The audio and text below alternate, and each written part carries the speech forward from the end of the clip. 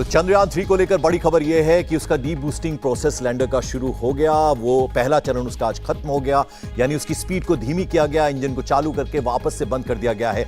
और अब 20 तारीख को, यानी अब से ठीक 2 दिन के बाद दूसरा प्रोसेस होगा डी बूस्टिंग का, और फिर 23 तारीख को सॉफ्ट लैंडिंग होगी चंद्रमा पर। तो वो एक बहुत बड़ा दिन जिसका कि पूरी दुनिया बेसब्री से इंतजार कर रही है। हमारे साथ 2 खास मेहमान हैं, बीके त्यागी साहब साइंटिस्ट, और साथ ही साथ मनीष पुरोहित हमारे साथ हैं, पूर्व साइंटिस्ट हैं इसरो के। मनीष, जरा ये पूरा प्रोसेस आपसे बड़ी आसान, वो चंदा मामा की कहानियां हम बहुत सुनते थे, उस तरीके से हम अपने दर्शकों की सहूलियत के लिए आपसे समझना चाहेंगे। यानी एक तो आप ये समझाइए कि वो 30 किलोमीटर इंटू 100 किलोमीटर, वो जरा वो प्रोसेस समझाइए। और फिर जब सॉफ्ट लैंडिंग होगी, यानी जो लैंडर है उसमें से रोवर बाहर निकलेगा और प्रोपल्शन मॉड्यूल के साथ वो कैसे कनेक्टेड होगा, ये तीनों किस तरह से काम करते हैं, जरा वो प्रोसेस भी अगर आप हमें समझा पाए।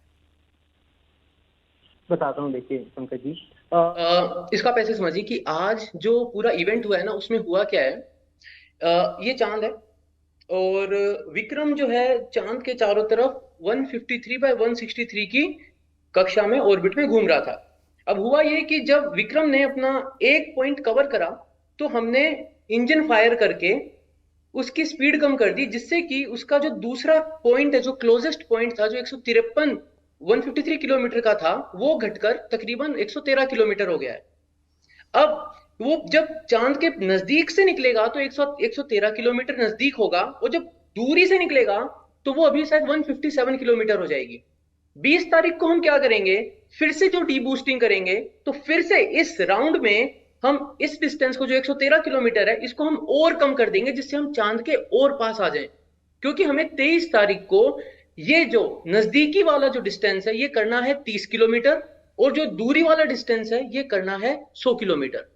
जब हम इस क्लोज वाले पॉइंट पे होंगे 30 किलोमीटर की, ये कहां होना चाहिए, ये होना चाहिए हमारी लैंडिंग साइट जो है, जहां पर हमें चांद पर लैंड करना है, उस साइट से तकरीबन हम जब 750 किलोमीटर दूर है हॉरिजॉन्टल में, यानी यहां पर मुझे लैंड करना है, मैं सतह से, चांद की सतह से 30 किलोमीटर ऊपर हूं, लेकिन लैंडिंग साइट से ये जो डिस्टेंस है, मतलब अगर मैं एक सीधी लाइन यूं खींचूं तो ये जो डिस्टेंस है ये होगा तकरीबन 750 किलोमीटर, और सतह से मैं ऊपर हूं 30 किलोमीटर जी। वहां से जो प्रोसेस चालू होगा, हम क्या करेंगे, फिर सारे थ्रस्टर्स को फायर करेंगे, और जो हमारा लैंडर है वो इस वक्त यूं चल रहा होगा, थ्रस्टर्स इधर होंगे, फायर करेंगे, वो उसको ग्रेजुअली धीरे भी कर देंगे और उसको एक एंगल पे ले आएंगे। जैसे जैसे वो एंगल पे आने लगेगा, वहां पर हम चांद की सतह की फोटोज खींचेंगे, कंफर्म करेंगे कि भाई सही रास्ते जा रहे हैं ना, जहां पहुंचना है वहीं जा रहे हैं ना, और जो एरिया हमने फाइनल किया है उसमें कोई प्रॉब्लम तो नहीं है ना। तो हम वहां पहुंचते चले जाएंगे, और फिर एक पॉइंट आएगा जब हम एकदम इस पोजीशन में आ जाएंगे, इस पोजीशन में होंगे, ना तो आगे जा रहे हैं ना नीचे जा रहे हैं, बस यहां आकर रुक गए हैं। उस लोकेशन की फोटो लेंगे, अगर कोई प्रॉब्लम नहीं है तो धीरे धीरे धीरे धीरे नीचे उतर जाओ। जब टच डाउन करना है तो आपकी स्पीड हो जानी चाहिए वर्टिकल में भी 0, हॉरिजॉन्टल में भी 0। अब लास्ट टाइम क्या हुआ था, हाँ। कि जो ये आखिरी स्टेप था जहां पर हमें रुक कर डिसाइड करना था, उस स्टेप में हम वहां नहीं पहुंच पाए थे जहां हमें पहुंचना है। तो गड़बड़ हो गई थी, ये मान लीजिए भगदड़ मच गई थी कि ट्रेन छूटने वाली है और प्लेटफॉर्म पे पहुंचे नहीं है। तो क्या होगा, जो कुछ भी है, जितना कुछ भी है, सारा जोर लगा के भागो। तो चंद्रयान 2 भी भागा था, विक्रम जो चंद्रयान 2 पे था वो भी भागा था, लेकिन उस भाग दौड़ में हम नहीं पहुंच पाए थे। ये आखिरी के कुछ सेकंड्स की बात। मनीष, इस बार इसरो के चेयरमैन बहुत कॉन्फिडेंट है, उन्होंने कहा कुछ भी हो जाए इस बार चंद्रयान 3 जो लैंडर है वो लैंड करके रहेगा चंद्रमा पर।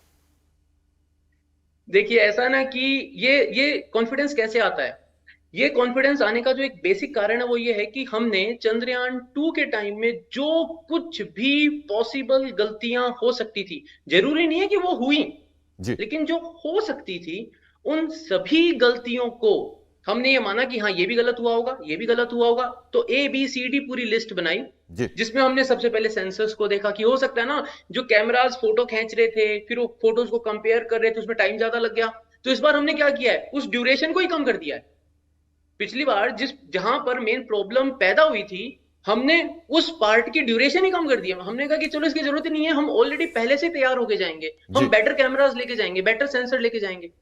फिर जब लैंडिंग की बात आएगी तो हमने लैंडिंग लेग्स को भी सॉलिड स्ट्रॉन्ग बना लिया है, उसकी टेस्टिंग हुई है बहुत अच्छे से। बिल्कुल, हमने आपने इंजन्स आपने को जो और लैंडिंग बेटर लेग्स कंट्रोल की में बात लाए। करी है मनीष, उस बारे में बहुत इंटरेस्टिंग बात मुझे त्यागी सर बताने लगे थे, जरा त्यागी सर से समझते हैं। त्यागी सर, पिछली बार वो जो लैंडिंग लेग्स थी उसको लेकर आप कह रहे थे उसमें कुछ प्रॉब्लम है, तो आपसे मैं ये समझना चाहूंगा, एक तो ये वो मौत का कुआं वाला आप एक एग्जांपल दे रहे थे, डीबूस्टिंग प्रोसेस को थोड़ा आसान लफ्जों में समझाने की कोशिश कर रहे थे, जरा वो समझाइए सर। वो इसलिए मैं कह रहा था कि जैसे कि आपने जो अक्सर हमारे गांव देहात में मेले होते हैं जिसमें एक मौत का कुआं होता है, जिसमें एक वो बाइक या गाड़ी चलाता है, तो जब वो गाड़ी चलाता है तो बड़ी स्पीड उसकी स्लो होती है, और जैसे जैसे वो बढ़ाता जाता है हम देखते हैं कि वो ऊपर ऊपर आता जाता है, यानी कि स्पीड जो है जो ग्रेविटी को डिफाई करती है। हाँ। तो यहाँ पे भी आज वही हुआ कि हमने, और जब वो वापस नीचे आता है हम देखते हैं वो अपनी स्पीड कम करता है, स्पीड कम करता है तो फिर वो नीचे नीचे नीचे आता जाता है।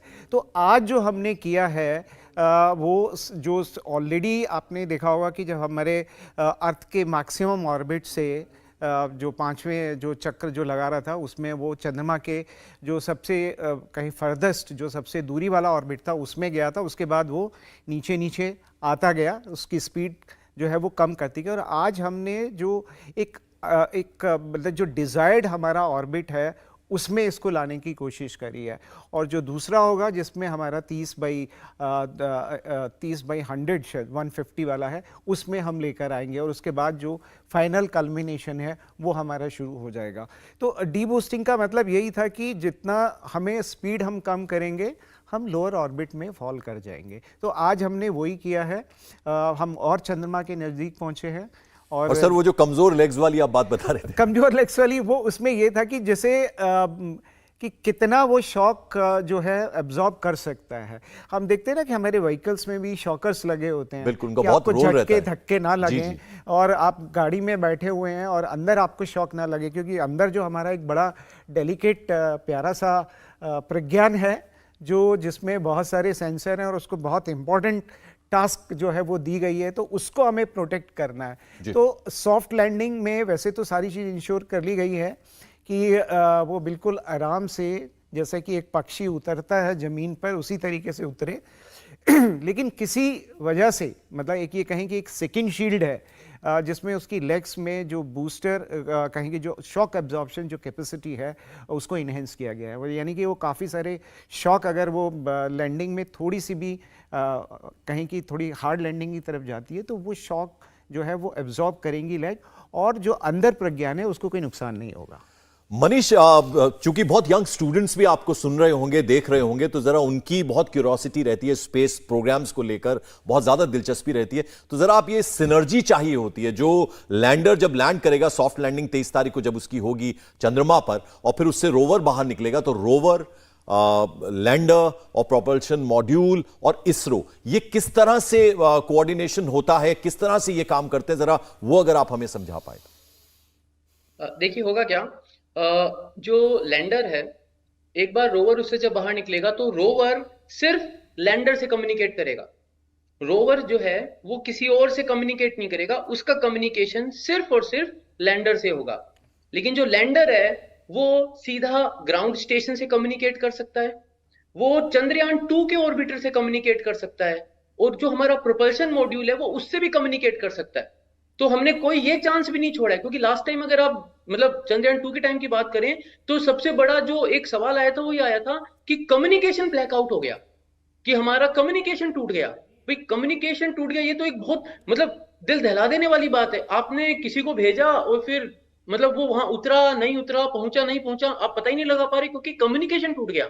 तो उसके लिए इस बार क्या कराना है इसरो ने अपना जो विक्रम लैंडर है उसके पास जितनी पॉसिबिलिटी है कम्युनिकेट करने की, तो प्रोपल्शन मॉड्यूल को भी यूज कर सकते हैं हम रिले के जैसे, कि हम पहले उसको इंफॉर्मेशन देंगे, वो हमें वापस भेज देगा। हम चंद्रयान 2 के ऑर्बिटर को भी कैप्चर करेंगे, उससे भी कनेक्टेड रहेंगे, जिससे कि कभी भी कोई भी ऐसी सिचुएशन हो कि जब हमें ग्राउंड स्टेशन सीधा नहीं दिख रहा हो। देखिए वो क्या सकता है, जब हम लैंड कर रहे हैं और मान लीजिए कि कुछ छोटी मोटी गड़बड़ हो जाती है, बिकॉज सारी चीज हम कंट्रोल नहीं कर सकते, और हमने जहां लैंड करा वो कोई क्रेटर टाइप का, कोई गड्ढे टाइप का एरिया है, हमने लैंड तो सक्सेसफुली कर लिया, लेकिन क्योंकि हम गड्ढे टाइप के एरिया में उतरे हैं तो हमें ग्राउंड स्टेशन की विजिबिलिटी पूरी नहीं है। तो अब मुझे ऑर्बिटर या प्रोपल्शन मॉड्यूल के थ्रू कम्युनिकेट करना होगा। अगर हम फ्लैट सरफेस पे उतरते हैं तो हमें हमारा ग्राउंड स्टेशन, जो इसरो का डीप स्पेस नेटवर्क है, हम उसके थ्रू, बड़े बड़े एंटीनास लगे हुए हैं ग्राउंड स्टेशन पे, उसके थ्रू डायरेक्ट कम्युनिकेशन कर सकते हैं। जी। लेकिन if in case there is some contingency, कोई प्रॉब्लम आती है, तो हमारे पास ऑर्बिटर भी होगा और प्रोपल्शन मॉड्यूल भी होगा। त्यागी सर, जो चंद्रयान 2 का ऑर्बिटर है वो किस तरह से चंद्रयान 3 की हेल्प कर रहा है? और आज चूंकि हम 18 तारीख में बैठे हैं, 20 तारीख को दूसरा डीबूस्टिंग का प्रोसेस होना है और 23 तारीख को सॉफ्ट लैंडिंग होनी है। इस बीच क्या कर रहा है लैंडर, क्या करेगा लैंडर, जरा वो भी अगर आप नहीं, समझाओ। देखिए, जो जैसे कि ये फोटोग्राफ्स, जो ऑर्बिटर ने जितने भी फोटोग्राफ्स जब से वो हमें भेजे हैं, वो सारे इसमें डाटा में काम आए हैं जी। एक्चुअल लोकेशन पोजीशंस वो करने के लिए, क्योंकि वो कॉन्स्टेंटली हमें फोटोग्राफ्स, कई लाख उसने जो है फोटोग्राफ्स हमें भेजे हैं, वो अभी पूरी तरीके से फंक्शनल है और उसको एज ए कम्युनिकेशन मैकेनिज्म में भी हम इस्तेमाल करेंगे, जैसे मनीष ने बताया। और उसने से जो इन्फॉर्मेशन, जो डाटा मिला था, वो सारा डाटा ये चंद्रयान 3 के केस में यूज़ हुआ है। और इसीलिए प्रोपल्शन मॉड्यूल हमने इसलिए किया कि क्योंकि जो काम ऑलरेडी हमारा ऑर्बिटर कर रहा था, उसको प्रोपल्शन मॉड्यूल में के साथ इनबिल्ट करने की ज़रूरत नहीं है, क्योंकि वो अभी बिल्कुल हेल्दी कंडीशन में है, बिल्कुल ठीक काम कर रहा है। लेकिन एक डबल चेक के रूप में कि हमारा जो विक्रम है, जो रोवर है प्रज्ञान है, वो सिर्फ विक्रम से करेगा, और विक्रम के पास 2 मैकेनिज्म है, और हमारे पास जो हमारा अर्थ स्टेशन है उसके साथ भी। तो ये एक ट्रायंगुलर वे में, मतलब आप कहें कि हमने ट्रिपल शील्ड जो है वो एक इंश्योर करिए, कम्युनिकेशन हमारा किसी तरीके से टूटे ना। जो लास्ट टाइम हुआ था कि हमारा कुछ सेकंड, कुछ मिनट पहले जो कम्युनिकेशन लिंक था वो हमारा टूट गया था। तो इस बारी उस तरह की जो प्रॉबिलिटी है वो बिल्कुल कहें कि एक इसमें से ख़त्म कर दी गई है।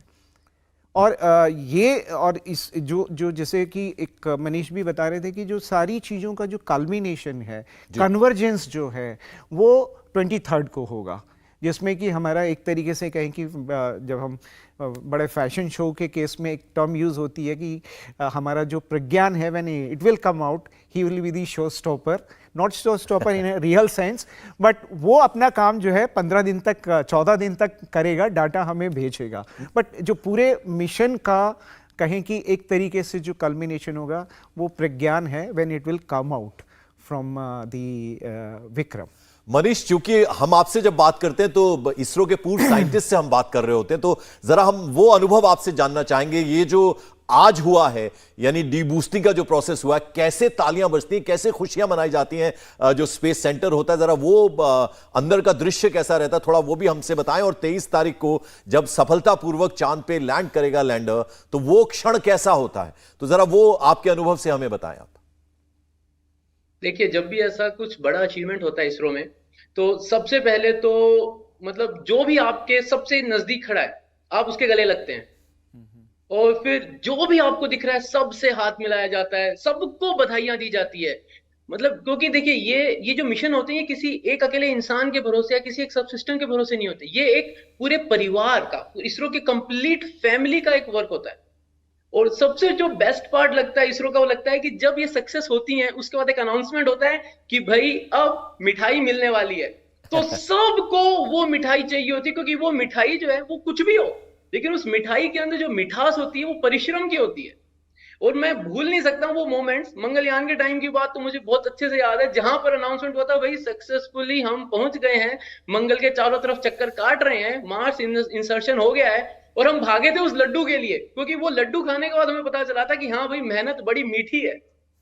बिल्कुल। और त्यागी सर, हॉरिजॉन्टल पोजीशन में है, और जब फाइनल डे आएगा, 23 तारीख आएगा, तो वो पोजीशन बदलेगा, वर्टिकल होगा। बिल्कुल, तो बिल्कुल। वो प्रोसेस जरा समझाइए, वो क्या कारण रहता है कि वर्टिकल पोजीशन में नहीं, अभी क्योंकि जब तक वो ऑर्बिट में मूव कर रहा है, तो उसकी जो पोजीशन है वो कहीं कि इस तरीके से है, यूं करके जा रहा है।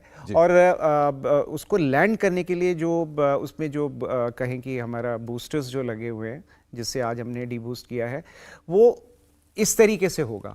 तो यूं ये पोजीशन से हमें उसको इस पोजीशन में लाना है, और उसके बाद जो है लैंडिंग का प्रोसेस शुरू होगा। तो ये जो वर्टिकल जो हॉरिजॉन्टल पोजीशन है उससे उसको वर्टिकल पोजीशन में लेके आना है। तो ये भी एक हमारा जो इंजन है डीबूस्टिंग की मैकेनिज्म से ही होगा। और एक जब ये 0 स्पीड में आ जाएगा उसके बाद हम देखेंगे कि वो यहाँ पे पूरा उस जगह को स्कैन करेगा और सूटेबल साइट को देखेगा और उसके बाद जो है वो लैंड करेगा। क्योंकि ये ओरिएंटेशन चेंज करना भी अपने आप में एक कहीं की एक बहुत अहम पहलू है पूरे इसका।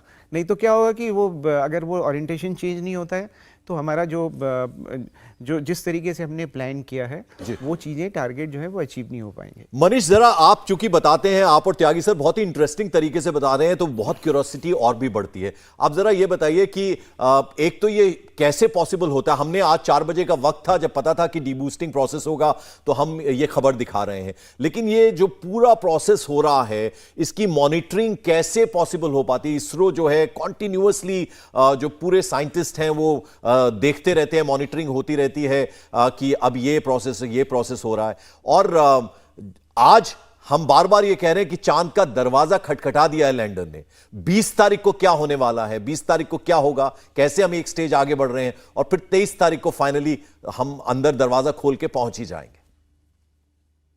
देखिए, एक्चुअली ये सारी कैलकुलेशंस, ये सब कुछ, सारी मिशन प्लानिंग पहले ही हो जाती। मतलब ये सब वेल कैलकुलेटेड है। इसमें कुछ भी ऐसा नहीं है जो हमने उस दिन, उस वक्त, उस मोमेंट पे डिसाइड किया। बस एक चीज जो थोड़ी बदली इसरो ने, हम शुरुआत से बोल रहे थे कि 100 बाय 100 के ऑर्बिट में आ जाएंगे, 100 बाय 100 के ऑर्बिट में आ जाएंगे। वो हमने 100 बाय 100 का नहीं रखा, वो हमने 153 बाय 163 का रखा था।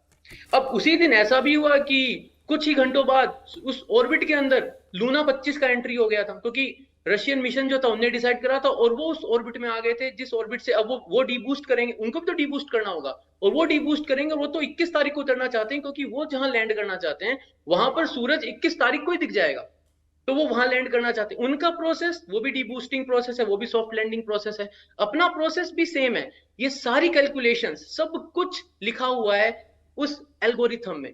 तभी तो पिछली बार की प्रॉब्लम क्या थी कि जो सॉफ्टवेयर था, जो एल्गोरिथम था कंप्यूटर के ऊपर जो अपलोडेड था ऑन बोर्ड विक्रम में, उसमें कुछ चीजें एकदम हार्ड कोडेड थी कि हमें लैंडिंग साइट पे पहुंचना ही पहुंचना है, कुछ भी हो जाए। हमें थ्रस्टर्स को चेक नहीं करना है जब तक हम सारी फोटोज खींच के कंपेयर ना कर लें कि जो एरिया है वो सही है कि नहीं है। और जो ओरिएंटेशन घूमेगा स्पेसक्राफ्ट का, मतलब विक्रम अगर थोड़ा टेढ़ा मेढ़ा भी हो जाता है तो उसको 10 डिग्री पर सेकंड से ज्यादा तेज नहीं घुमाना है। मतलब आप ये देखिए, मान लीजिए ये विक्रम है और इसको इस पोजीशन में होना था, लेकिन अगर ये इस पोजीशन में नहीं है, ये कुछ इस पोजीशन में है, तो इसको इस पोजीशन में लाने के लिए भी फिक्स कर दिया था कि 10 डिग्री पर सेकंड में ही धीरे धीरे धीरे धीरे घूम के ऐसे आना। अब ये जो सारी चीजें थी तो पहले से कैलकुलेटेड है, पहले से लिखी हुई है, सब कुछ ऑलरेडी वेल डॉक्यूमेंटेड होता है। We just on that day we just follow those steps, वो अब हम फॉलो करते हैं। लेकिन ये सारी कैलकुलेशन एक बहुत वेल डिटेल्ड डॉक्यूमेंट में मिशन प्लानिंग के अंदर पहले डिसाइड हो जाती है। सर, आखिरी रिमार्क में आपका भी चाहूंगा त्यागी सर कि क्या कहना चाहेंगे। अब 23 तारीख का सबको बेसब्री से इंतजार है और रूस तो कहीं ना कहीं पहली पोजीशन पाना चाहता है, जैसा मनीष बता रहे हैं 21 तारीख को लैंडिंग का प्रोग्राम है उनका। देखिए, ये चांस की बात होती है। अगर हम 2019 में हमारा मिशन अपने लास्ट फेज में भी सक्सेसफुल हो जाता तो हम शायद पहले हो जाते। तो अभी हमें इंतज़ार है, लेकिन जिस तरीके से हमारी तैयारी है और ये भी देखने की बात है कि लूना के मिशन के जो ऑब्जेक्टिव्स हैं कुछ ओवरलैप करते हैं, बाकी कुछ डिफरेंट भी हैं, हमारे ऑब्जेक्टिव डिफरेंट हैं।